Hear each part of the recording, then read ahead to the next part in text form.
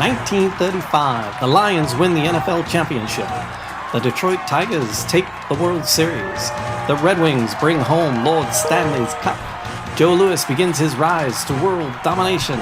This transforms the Motor City into Detroit, City of Champions. Oh, always expect the unexpected. Sticking it in the ground. It's time for Detroit City of Champions. I'm Jamie Flanagan. Charles Avison. And we are diving into the story of 1935. The players, the sports, the teams, the owners, the fans, everything in Detroit in 1935. And right now we're golfing. Walter Hagen. Episode 69, man. 69, yeah. Episode 69, and there's a lot more to cover. It's yeah. It shows you once again, just it's worth remembering. I left my damn email on again. You've got rang. What's that? I left my email on again and it rang. Oh, you're recording. I'm like, son of a gun. No, I didn't hear anything. But I'm saying, like, there's other podcasts and other shows that talk about like Detroit sports in general, or the news, or whatever this, right? We've niched it down. This is the ultimate niche subject. We're talking about 1 year. 1 year. Like, if you're talking about any other year in any history of sports, like, what other show would ever be focused on just 1 year? Nothing is that rich. Nothing, and that's the whole point of the 3 books that you wrote. Are they all properly called Detroit City of Champions? Yeah, the header, the main header is Detroit City of Champions, and then the first book is the story of the season.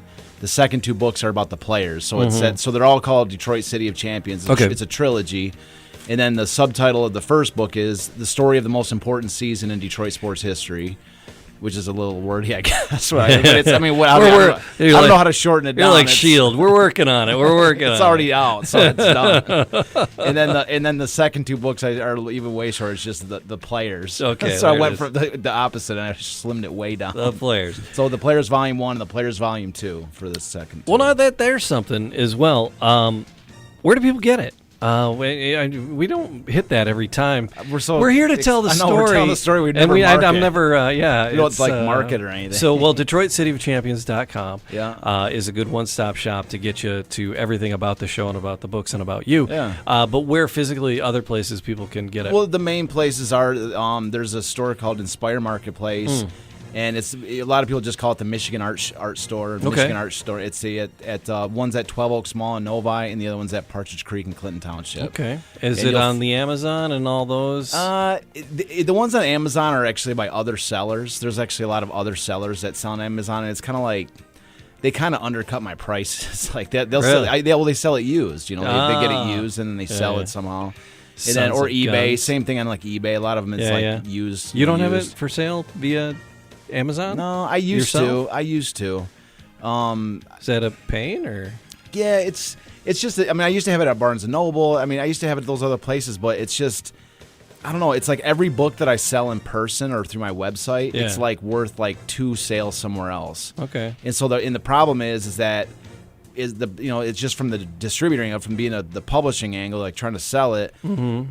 Like every time you have to reorder, you have to spend like $7,000. Ooh, okay. And so that's what I mean. Like I've figured out other revenue sources. When I'm in these stores, that's why I talk about these stores. Because I'm in these it's side jobs. It's a family friendly show. The stores that I'm in. It's not. I'm selling my own books in these stores, and I'm also like working in there. So it's like, all right. But so if somebody's not in the Metro Detroit area. Yeah, how do they get away? Yeah, so DetroitCityChampions.com, yeah. And that connects with you directly. And there's some merch on there. Yeah. There's some cool shirts and stuff. It was funny this year because I teach high school, and I took a picture. I sent it to you. A kid came to class wearing a Detroit City of Champions T-shirt. I'm like, oh my god!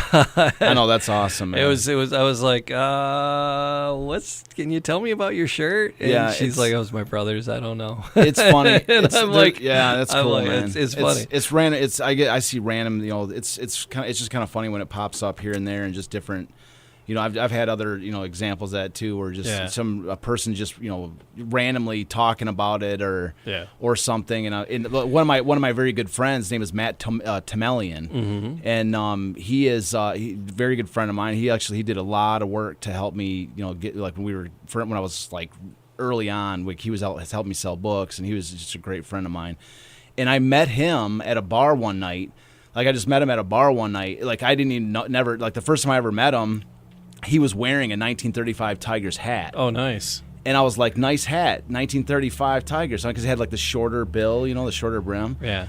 And he was like, yeah, my grandpa got it for me when, and he goes, and I was like, oh, he goes, yeah, my grandpa got it for me. And he said, he also got me this book. And he's like, it's called Detroit City of Champions. It's about the 35 city. I go, dude, I wrote that. And he was like, he goes, did you? And I was like, yeah. I wrote that. And then like the whole night we like hung out and we kind of bar hopped together and became good friends, still are, So that's what I'm saying. Like it's cool, when those, the little connecting, out of nowhere, it's, it kind of pops up like that, So the book is available, Detroit City of Champions, via the website, Detroit City of Champions, and the two places locally in the Metro Detroit area. And then the merch there, and there's wearingfunny.com. I got a couple Detroit City of Champions shirts up there, too. We're going to get the ones with the Chris is helping. Chris is awesome. I don't know if he's tuned in or not, but he's helping create a magnificent logo that we keep talking about. Yeah, this crest we have. It's like, it's fantastic. It's like a coat of arms. It's a coat of arms. Yeah. He's a specialist at it. Like, he knows, like that. We could like talk literally about it one day. We could literally register that coat of arms, and it'd be an official coat. We're gonna do that. Yeah. We're gonna do that. So it's but yeah, we keep saying we're gonna dedicate a show and break it down and talk about it. Yeah. And one day maybe we'll do it after the Hagen. Maybe we'll do it after the Hagen segment. We will. We'll take one an day, episode after maybe it'll be Hagen. episode 100. Yeah, because we're closing in on 100. Yeah, we're at 69 right now. No, it's crazy, man. Creeping up on success. Yep, and just like you're saying last show, like if you make it past 12, like that's like a huge benchmark. It is, really is. So everybody who is listening and does listen, all the regular folks and people that wander across here and there for this and that, we thank you for spending some time with us, and like, subscribe, leave a comment, and then tell a couple of people. That always helps us too. Telling a couple of people. Yeah, every person, like every single person that shares or likes or passes it on or tells somebody about it. Really, it's the biggest thing, because that's how it spreads. And once once you hit like a certain point, like 50 or 100 or whatever, that's when it starts to really branch out, because each one, every other person's telling somebody about it. And from what I've seen on like YouTube shows or anything, once you hit a certain, it's kind of a slow growth at first, but once you hit a certain number, then it really starts to take off. And it's like, besides just the show component, like the bigger that this thing gets, the more chance there is of like catching attention from people going, man, there's actually public interest in this concept, in this show, in this story, and we should do something bigger, like a movie or whatever. So it's, if there's interest in it, this show is a pretty good, like, sort of bellwether as far as gauging the sort of public interest in it, and so that's why it's encouraged. If you like it, if you like the idea and all this, then share it and let people know. And if everybody you get to listen to it sends you $2, and then you send one of those dollars to us, we don't even have a. We're trying to set up a pyramid scheme here. We don't even have the money mechanism to do that. Like, we don't even have a donation button. No, we don't. We really don't. We just. We don't have a coffee can. We just do what we don't. One day we will. It'd be awesome to do one of these. One day do live streams and people do like super chats and stuff. That'd be fun, man. I would love to do that. But it's like my mom. It's like, hey, Mom, give me $5. I'll answer your question. Yeah. That's the. Where'd you hide my keys? I'm not telling you. Sorry. Well, yeah. At this point, we'd take it. But in the future, I would love to do. Shows where it's, where like the super chat thing would be amazing. Yeah. That'd be like the coolest thing in the world. Again, maybe we're closing in on episode 100. Could be. But right now we are talking about, like I mentioned, we're into golf, and we're talking about Walter Hagen. Yeah, we're not at the point yet where Hagen is the Walter Hagen is one of the most famous names in golf. We haven't reached the point where he arrives in Detroit and becomes a big Detroit guy yet. Because last time was 1913, and it was the greatest game ever played, and he came in fifth. He was just out of the money. But it was that one hole. That 14th hole did him in. But he was in the hunt all the way to the 14th hole on the last day. And then he hit an absolutely terrible hole in the 14th, and then he didn't even get a slot in the movie. So, but he's still, his name was up on the scoreboard. Yeah, but he wasn't he wasn't a player in the movie. Yeah, he wasn't didn't even have a character for him. Yeah. So that's where last we left was at Brookline, right? And he departed he left. Everybody else in the world is headed to Brookline to watch the final day. He's of out. The tournament. I'm out. I'm and going. He left home. after he was. Screw it. I'm Bert. He was the last one. He didn't even see it. He was the last one out. like everybody else was showing up in Brookline. Yeah. And he was on his. He was the only one that didn't watch the tournament. And his regret was that he didn't stay long enough to watch. To watch Harry Vardon. To learn more from Vardon. Yeah. So anyway, we're going into 1914, but this is sort of we pick up. It's still 1913. It's sort of this is after the tournament, of course, and after that 1913 U.S. Open, and it's in the summer. And Hagen goes down to Florida. There's like some, again, he's a club pro at Rochester Country Club, and he's also Rochester, New York Country Club, and then he also, he did fairly well in this U.S. Open, so he's just kind of doing a little bit of promo stuff, it's just he's got a little bit of cachet because he can kind of brag about that he was finished, somewhat up in the tournament. Yeah, he was, and that garnered a lot of national interest. It's like sparking. This is sparking some national interest in golf. You can say, I was right there. Oh, Francis, we met. Yeah, I met. I know the guy. Like that. He can actually talk to people like that. So he was there. He was there for this incredible event, and actually was a player in it. And so, so that carries a cachet. So he gets for somehow or another. He talks about in his book.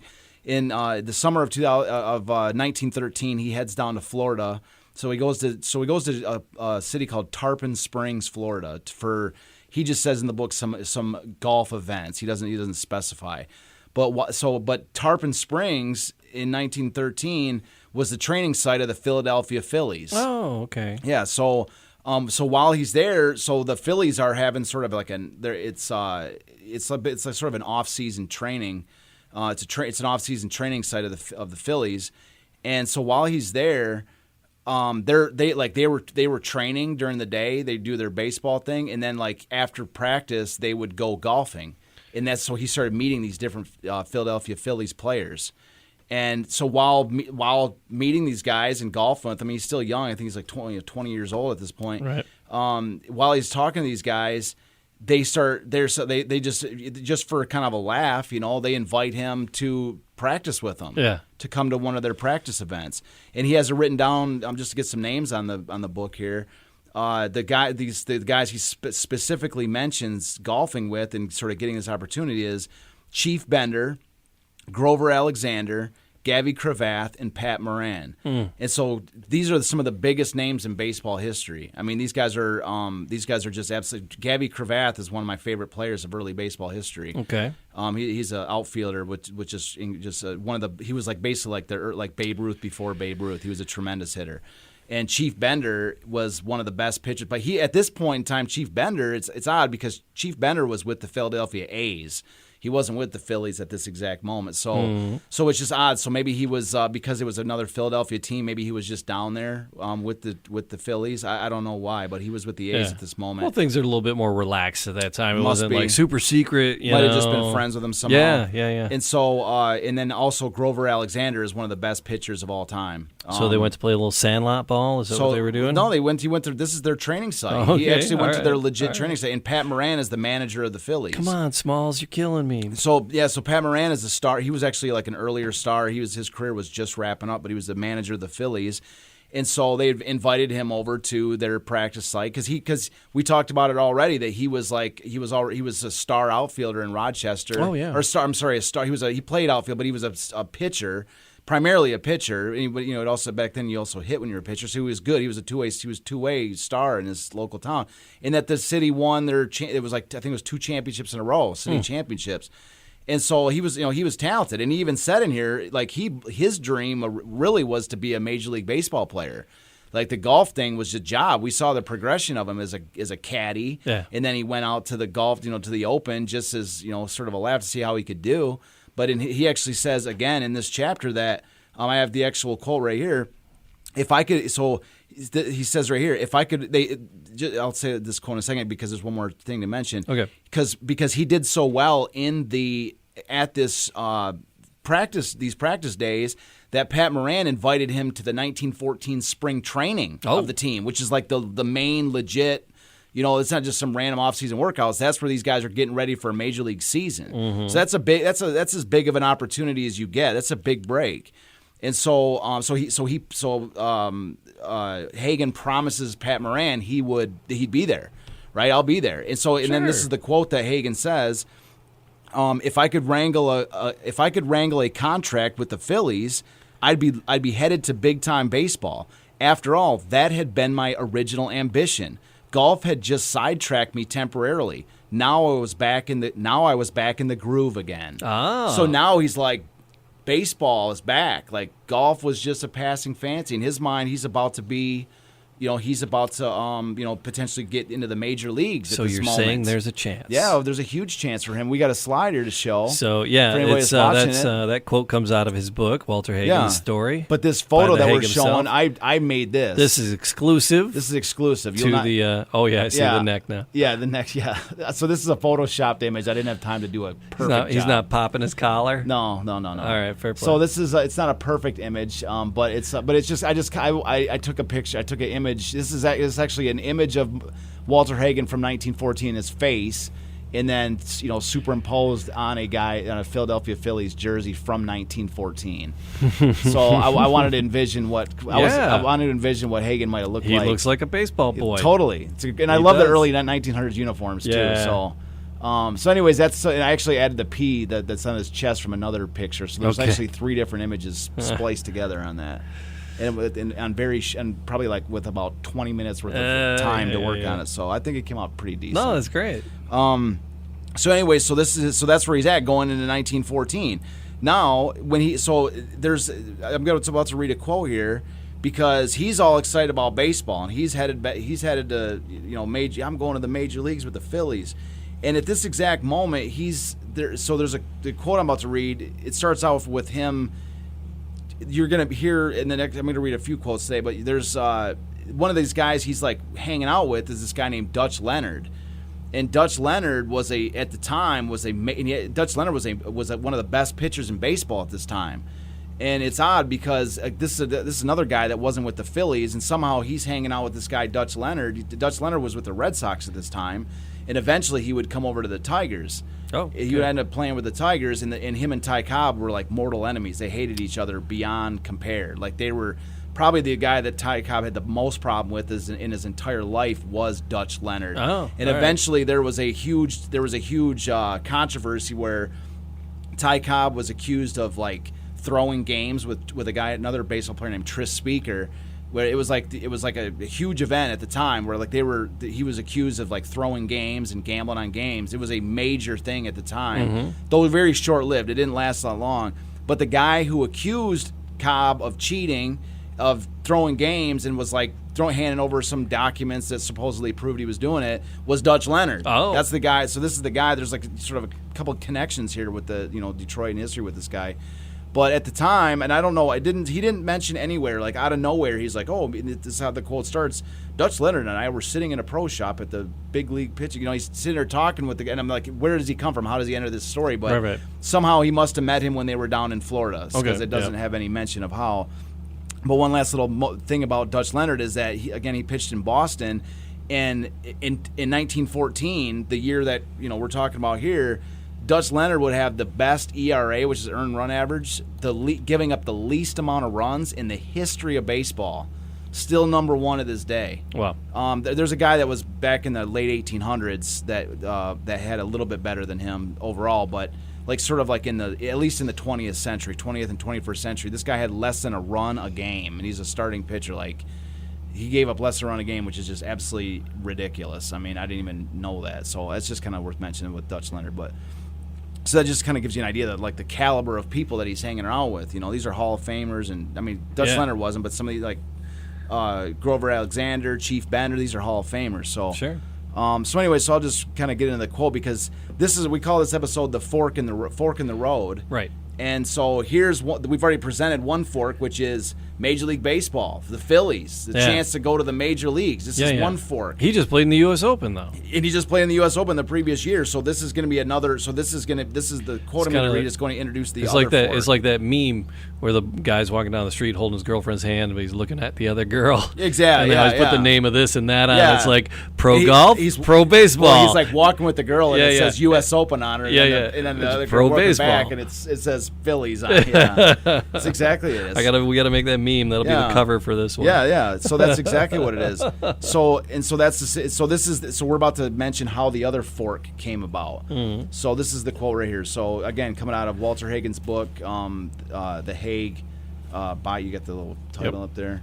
So yeah, by the Haig himself. So this comes out of his own book. So Dutch Leonard and I were sitting in the pro shop at the Country Club of Rochester, and I was bragging how I'd murder big league pitching when I made good in the tryout with the Phillies.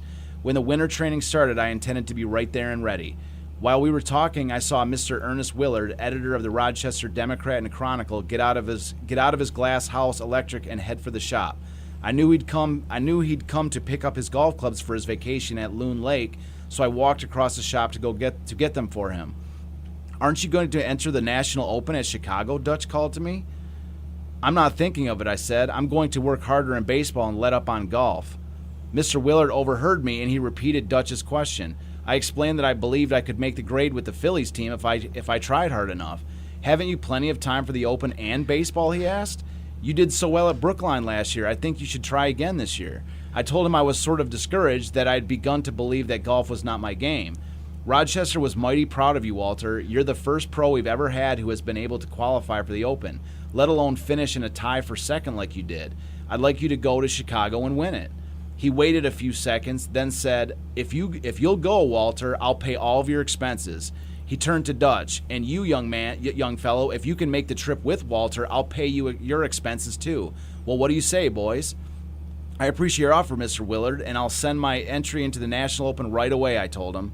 Yes, that did it. I thought I'd put all future golf competition out of my mind. I thought I was headed straight for the major leagues and baseball's Hall of Fame. But let a man express confidence in my ability as a golfer, and I was right back in the competition again. Then I remembered I'd told those fellows at Brookline I'd be back next year. Next year was here, and I had just 3 weeks to get ready for the Open in Chicago. I worked harder than I'd ever worked in my life during the time which was left me, trying to perfect my game for another shot at the big boys. I got my fancy golf outfit cleaned and ready with only one change, the white buckskin shoes with the red rubber soles. I'd slid all over the course at Brookline in the wet weather. Funny thing was that I'd only played golf in good sunny weather until I went to Brookline. Now I brought a pair of hobnailed shoes for the 1914 Open, and I played in hobnailed shoes from that time on. So he ditched the smooth shoes and went with cleats. But so anyway, so this is the other fork. This guy's like, "What are you talking about, baseball? You know, you just finished." You know, he said second in the Open, and that's in. You know, you can say it two different ways. He finished sixth or whatever, but the thing is that he finished in the next group down. You know, the first group was technically, you know, they were tied on the last day. So they all won first technically. Yeah. You know, they just had the tiebreaker to break it, and then Hagen and them, they all finished like, you know, they tied in the next bracket down. Right. That's when you hear him say second place. He's not wrong. I mean, he was technically second. Yeah. But there was just there was like six people, like, you know, between him and first and second. Yeah. So anyway, so this is the other fork, and he's like, "What the hell? I might as well." Somebody's footing the bill. Somebody's footing the bill, and he's got faith in me. He's got confidence. Yeah, he's got confidence in me. So he heads off to the 1914 U.S. Open. He's going to compete. So. To speed up, there's a ton of more reading. I don't want to read the whole book, but just to kind of summarize what happened. So he gets to Chicago, and him and Dutch Leonard are like hitting the town, like they're going to movies, they're going to bars and stuff like this. They're hanging out, they're having a good time. Inventing the double Dutch bus. Yes, that's not what that. No, that came later. That came later. Yeah. Okay. But the night before the Open, they go out for this really nice dinner. For lobster, and they had oysters and that. And Hagen even says this is the first time he'd ever had lobster. And so he's like, just describing his friend, he's like, it was like the greatest place. I went to go have lobster. Well, before the night ended, Hagen was in agony. Oh. Food poisoning. Badly. Very badly. And he spends pages, several, like I could just sit here and read the pages off, but he was in really bad shape. Oh. I mean, he was like, he's like, he doesn't forget a single detail of how awful that night was. So it's just like, that night he was already writhing in agony. The next morning, the morning of the tournament, he could barely stand. Oh, man. Like, he's like totally... he's like, I'm done. I can't. Somebody just paid my way here. I gotta go. But that's what's factoring in, because he's like, I can't just turn around. He's like, what am I supposed to tell this guy? We go back to Rochester. I had a tummy ache. Yeah, you had a stomach ache. You couldn't play in the U.S. Open after I fit the bill. That's one of the things you nailed it right on the head. He actually says that in there, like I don't even know if they'd believe me. Like, right. I might lose a lot of credibility back. At Rochester, they'd be like, oh, come on, tough guy, suck it up, And so that's what he's talking, like, he talks about this, like, near superhuman effort he took. He was taking aspirin. He saw a doctor. The doctor gave him, like, some milk toast and, all this stuff to try to coat his stomach. He was like, I could barely even walk, and so he gets there. That's what I'm saying. So that's what's crazy is this is this big moment or whatever. And so anyways, and he won. Well, no, we don't know that yet, Jamie. You don't know that. Oh, no, I know. I was being facetious. You don't know that. I don't know.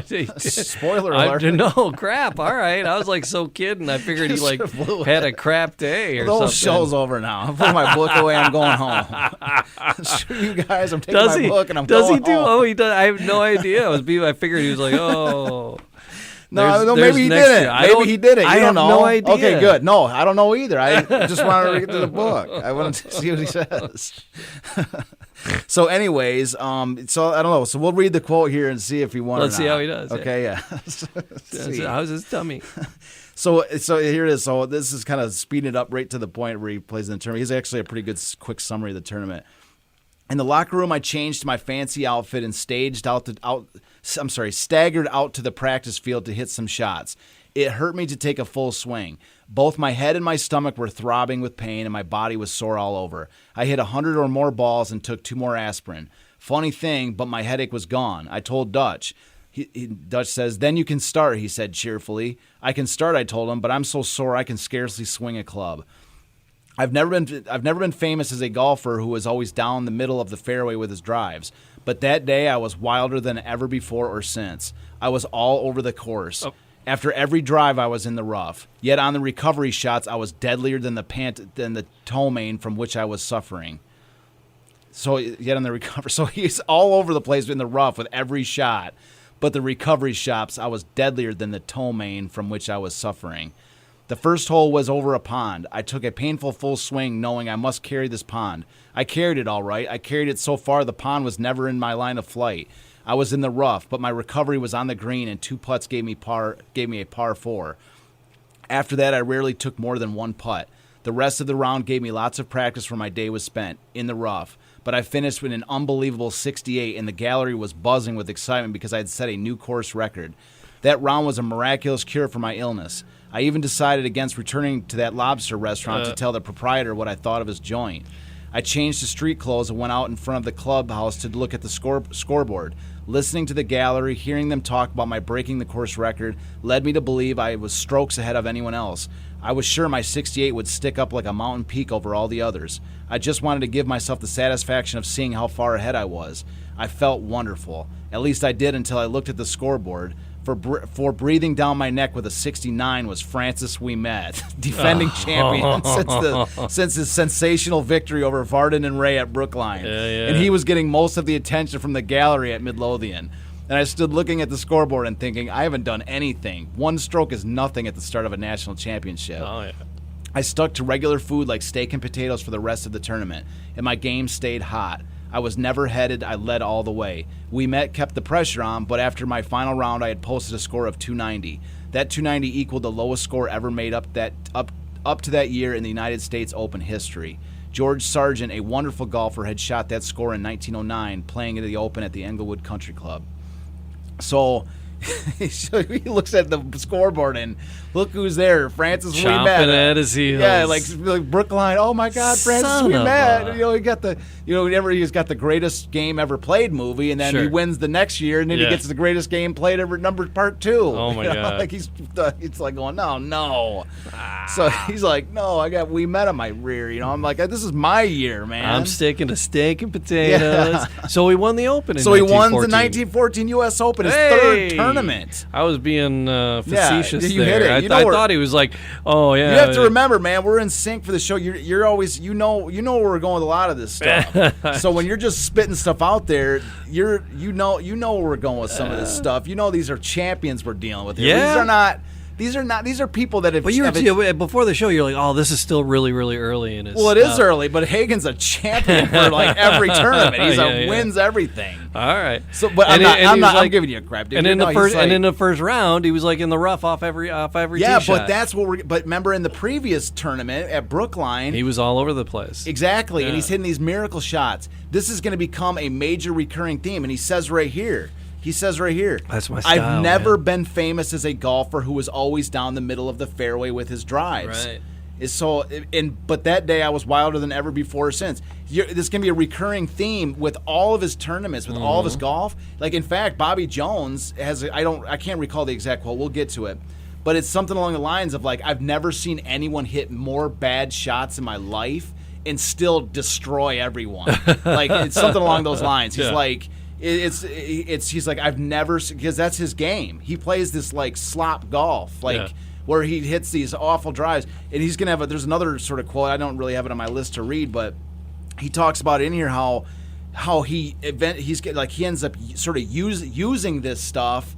He dramatizes these moments where because he knows as the more he plays, the more he realizes that's sort of his game. Yeah. As he hits these awful shots, and he dramatizes these to the benefit of the gallery. Yeah. He plays up the drama, and these people get a total kick. He's one of the most entertaining golfers. Oh no, I'm in the rough again. Yeah, exactly. Like, oh no, I'm totally done. My total game is, that was a lucky shot. How am I ever gonna get out of this? He talks about it. He actually says, like, I've been accused of.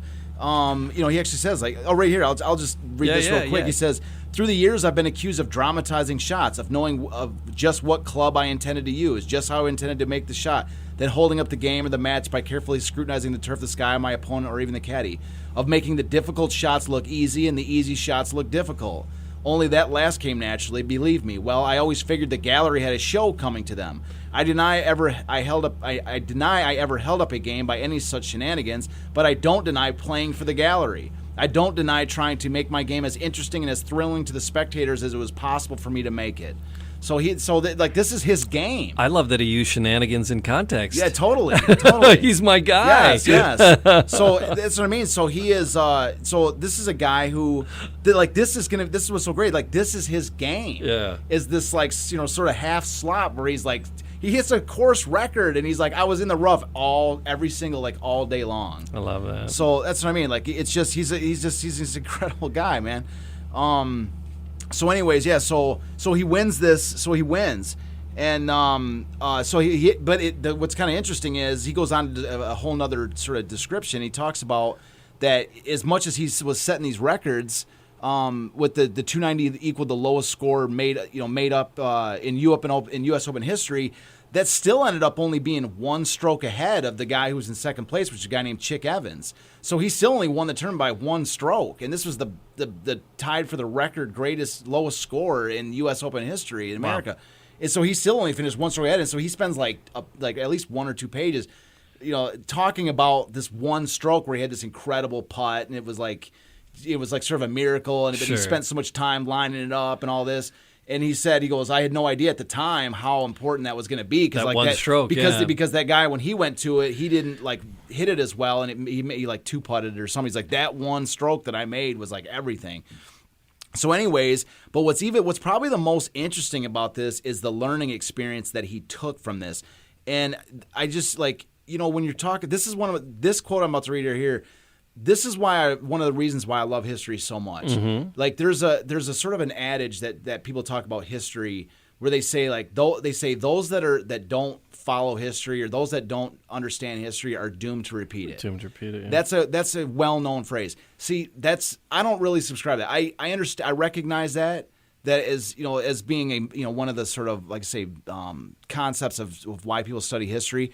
But there's a flip side of that which I like even more, and I think it's a more like that's sort of like I almost look at that as like a foreboding of doom, like ye who do not follow history are doomed to repeat it. Like it's almost like a foreboding message, sure, like threatening you with doom if you don't follow history.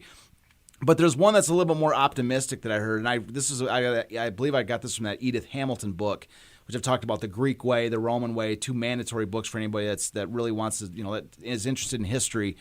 I think this was from her book called the Greek Way, and the idea is that if you study history, you can stand on the shoulder. You can learn from what your predecessors did before you. You can learn what they did right, and then stand on their shoulders and reach for things bigger, than they could have ever dreamed of. You see, like you can use history as a springboard for reaching higher level things. So like I say, I like that concept a little more. I think it's a little more optimistic to like sort of use history as more of a guidebook, as more of like a foundational thing for reaching for higher levels. And that's what I love about this. What I'm about to read here is this tremendous learning experience that Walter Hagen had, and for whether it's for golf or for like really life or anything. I think that I think it's applicable to far more than just golf. Certainly, almost every athletics could benefit from this quote, and it's a wonderful quote. And I'm kind of I was really excited to bring this out. So, all right. So he says, considering my win at Midlothian in relation to the showing I had made at Brookline the year before, one fact impressed me.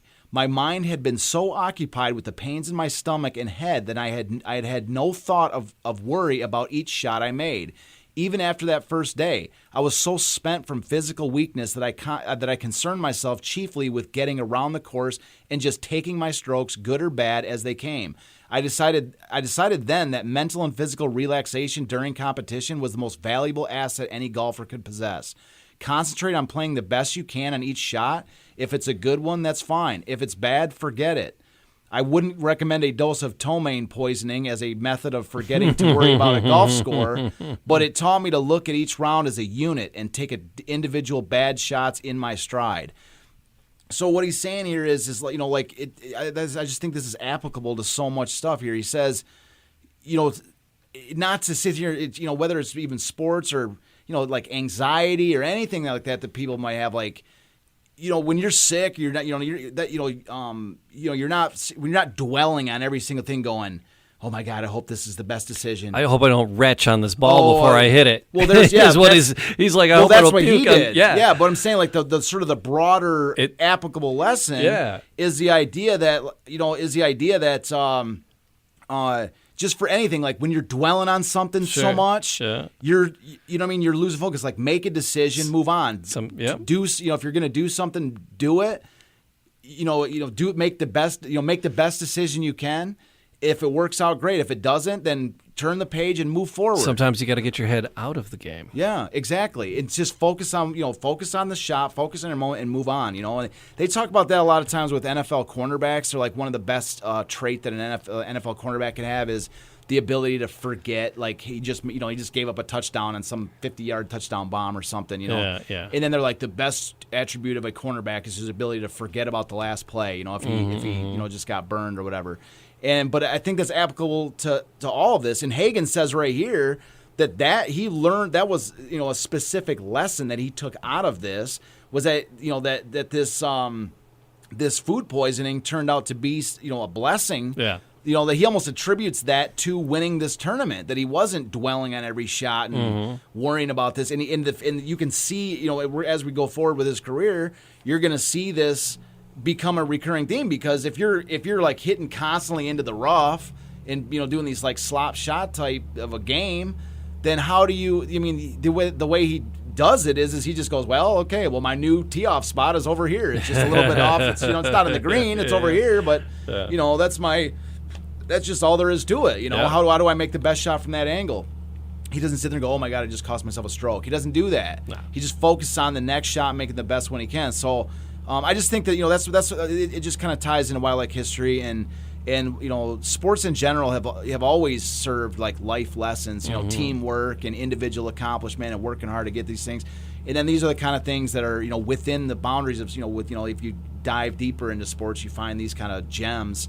And especially coming out of a guy who is, as much of an unbelievable champion, athlete, however you want to describe him, icon, is Walter Hagen, to sit here and, to spoon feed this for you. So yeah. So anyways, yeah. So I just love that. I thought that was a great, it's just a great sort of idea for that. So now, with the U.S. Open in his back pocket, he is now a newfound golf superstar. I mean, he's a professional. This is his third tournament. He wins the U.S. Open, ties the all-time lowest, number of shots. Yeah. And he's a star. And so, I mean, golf was by no means as nationally massive as it is now, but there was way more people that were turning in 1914 than there was in 1912 because of this 1913 Brookline tournament, Sure, the greatest game ever. So golf is starting to kind of pick up enthusiasm after the previous year's U.S. Open, and now the first person when they're going, well, who's in it this year? Yeah. And Hagen's the guy that wins it. Sure. He's the first. They're like, Hagen, who's this guy?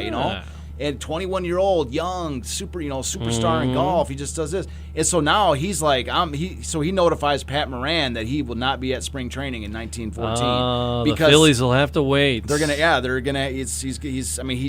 outright makes the decision. He's like, I'm a star Sticking in golf. with the golf. Yeah, I just won the U.S. Open. I just won the U.S. Open. I'm gonna quit and go play baseball. Like it was fun while it lasted. But this was just a route. This was just a temporary stop on my way to the Phillies. Yeah. Winning the U.S. Open, and then I'm gonna go to play with the Phillies.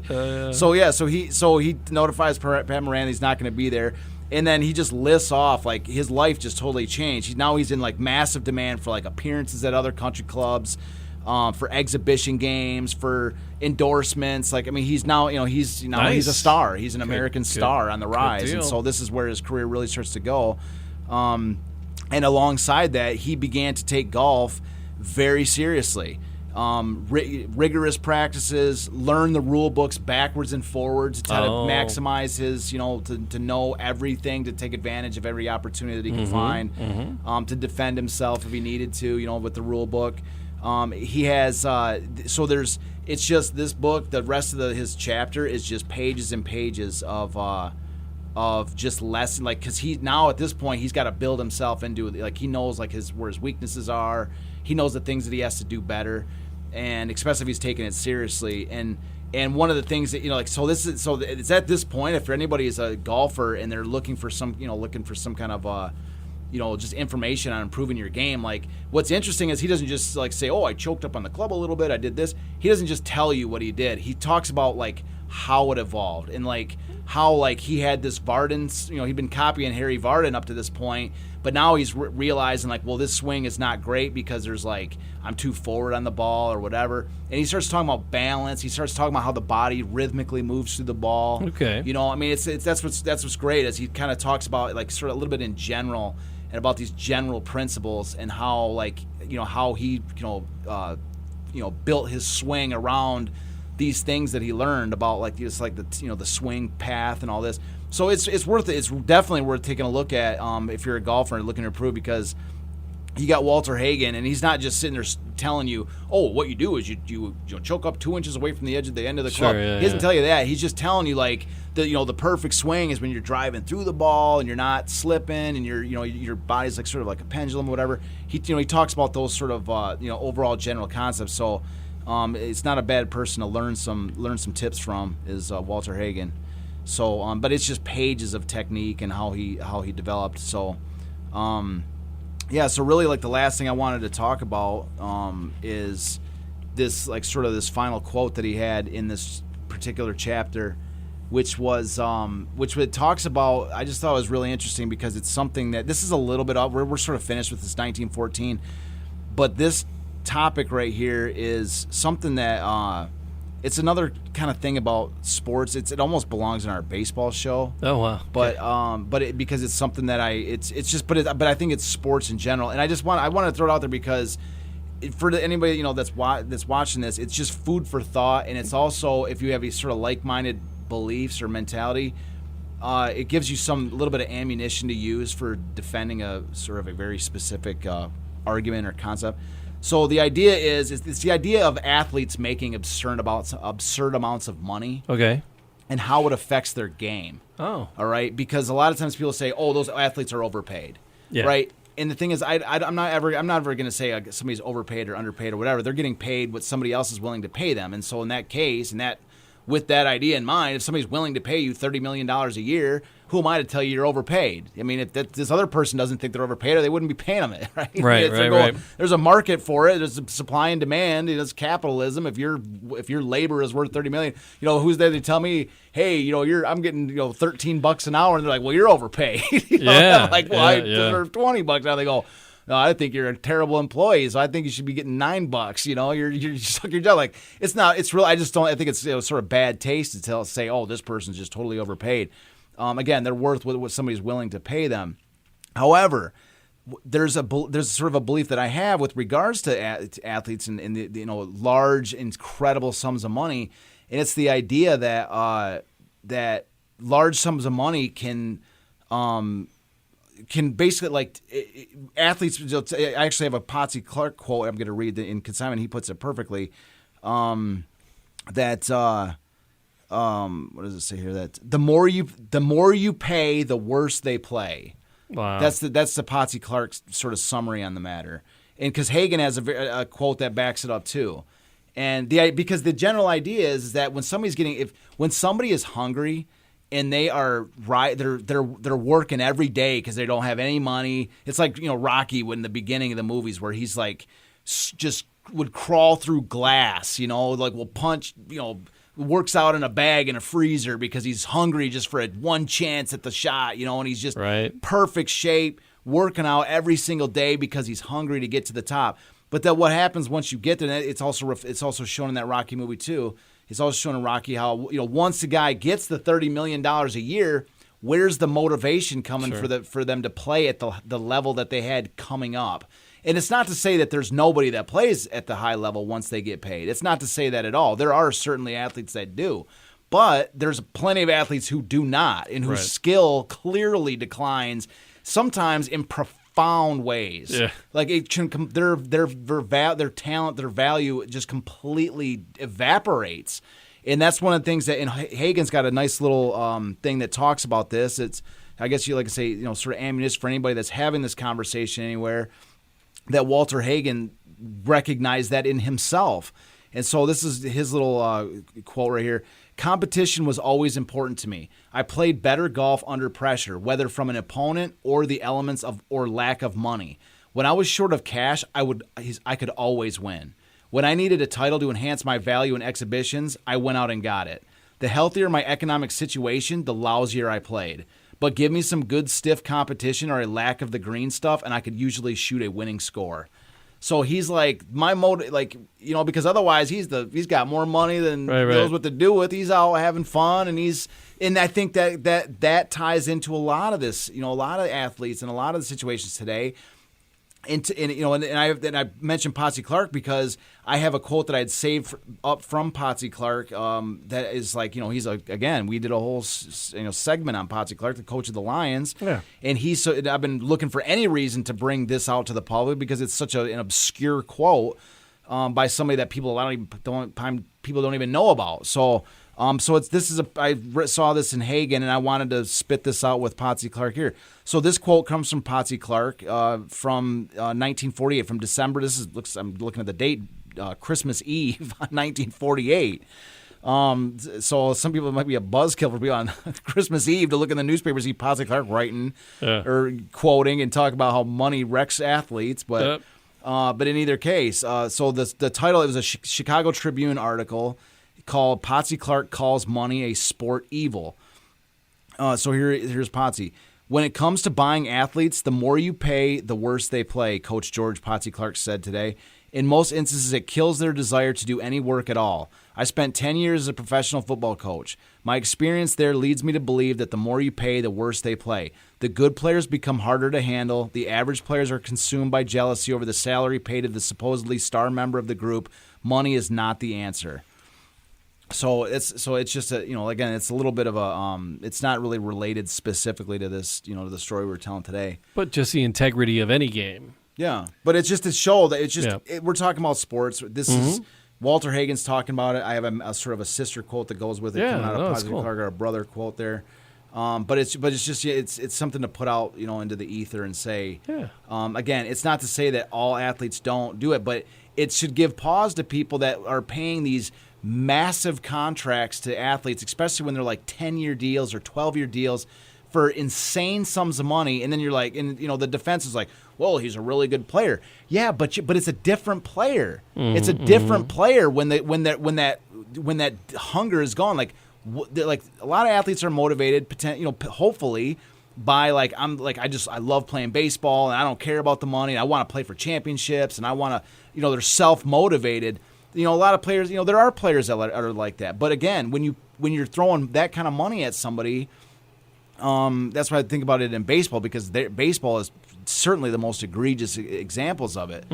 I mean, just because they're these guys are signed to 10, 12-year deals and for just insane amounts of money, and like you're just going, there's nobody that can play that position anywhere for cheaper than that. Like, you can't find anybody that's got that hunger that would crawl through glass to play that position and could do, even 85% as good as that guy for 99% cheaper price.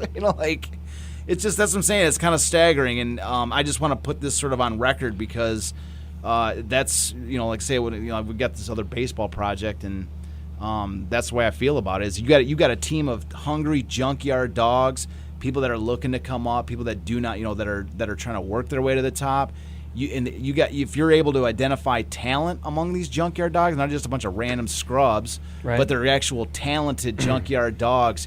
Those are the most interesting and funnest teams to watch, because these guys are hungry. They're a group. Those are the teams you never want to face. If you have a team full of like superstar, high priced athletes, and you will go up against a team of junkyard dogs that are also talented, you're gonna get, that's the worst team, because they have no expectations, and you have every expectation in the world. That's another thing that neither one of that Hagen or Clark don't talk about in those is the expectations that come with those kind of salaries. So it's just food for thought for the just for the sports world, and I just wanted to throw that out there for this. I like it a lot. So we appreciate everybody hanging out with us.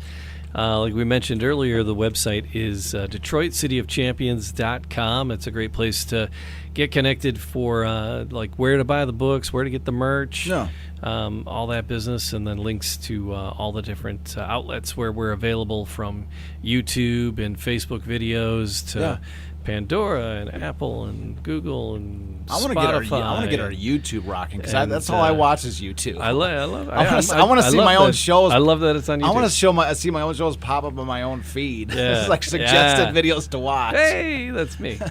Who was that talking? Because I watch a ton of sports and sports history and Detroit and Detroit history, Detroit sports history.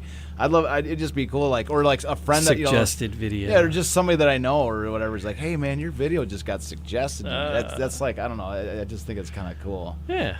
But the worst thing is, following up to the last little thought on these. Oh yeah. So what's going to happen once we blow up this show and we start getting paid, massive sums of money for doing every show.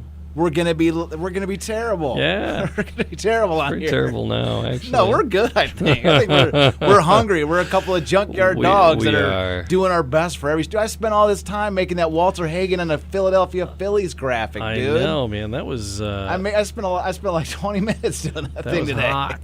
That thing's taking over. And if you notice the picture for the viewer, It's the same. I reversed. I enlarged the face on that. Oh, you reversed him. Yeah, I reversed it. That face right there. That's just off of Walter Hagen's Wikipedia page. Slow down for once. I leave it on that one right there. Right. So that is actually Walter Hagen in 1914 during the year we just talked about. So what I did was I zoomed in on his face, cropped it, and then reversed it so it would fit the angle of the hat that I swiped off some picture, and he fit in it like a glove. I was like, hell yeah, it was perfect. So that's what I'm saying. But like once we start rocking out, million subscribers and all kinds of money off this show, you'll be like, hey Charles, we need some kind of a cool graphic to put in with this. So I'm gonna be like, I don't got it anymore. Like I got Jamie. I got 10 meetings today. I can't be doing that. Have one of them interns get to that. Yeah, have one of the interns do it. Like I'm gonna be, dude. I kind of want to get to that point to be that spoiled star where I'm like, I can't take it anymore. Everybody is so demanding of me. You're like, Charles, all we did was ask you to put the headphones on. Like, why can't we not have a room with headphones in it? I want to be do it live. Do it live. That diva star, and it's always like, man, he's overpaid. This show is ruined because he's got the money now. I'm aiming for that. I'm like actually trying to get to that point. Yeah, I'm looking forward to it. Episode 6,000. I'll come along for the ride, man. Yeah, this is our show, bro. We wouldn't be doing this show. This is a partnership, man. Yeah. So no, I enjoy it.